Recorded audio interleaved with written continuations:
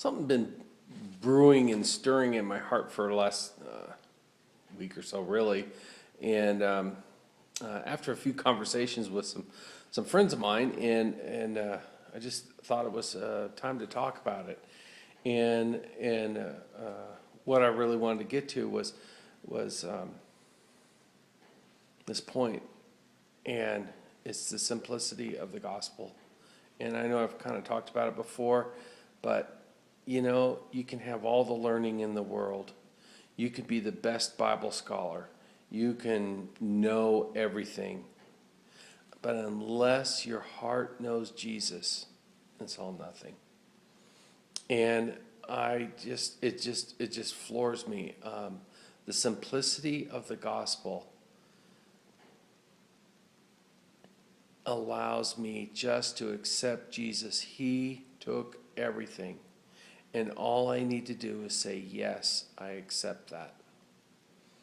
I accept what you did, and I want you. And I can be unequally yoked with somebody who doesn't quite have that understanding, whether in business or relationship or a friend. But until a heart is given to Jesus, and until a heart says yes, and until a heart says, I was saved through faith, and until a heart says, I'm a servant of Christ,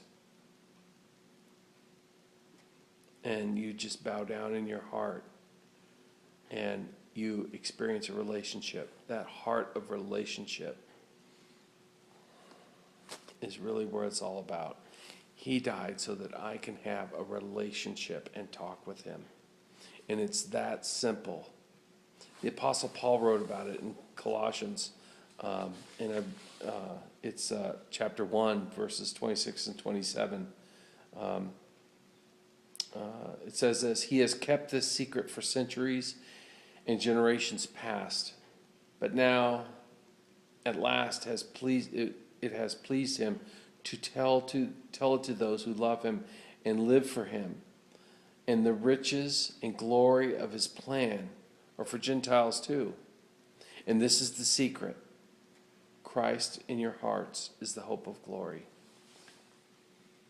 And what is that hope of glory? It's knowing Jesus. And the Apostle Paul also talked about it in Romans. For all have sinned and fallen short. And it's really Jesus restores the glory. And it's that relationship. And it's the most beautiful thing to fall in love with Jesus.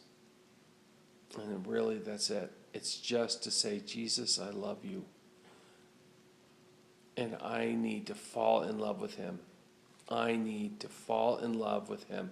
I need to not fall in love with the process, to not fall in love with going to church on Sundays, to not fall in love with reading all the rules and laws for reading his word. I have to have him, because without him, his word is not just another book of rules. The word points to Jesus, but I have to have him. And I have to say, Jesus, I love you. My heart has to fall in love with him. So I pray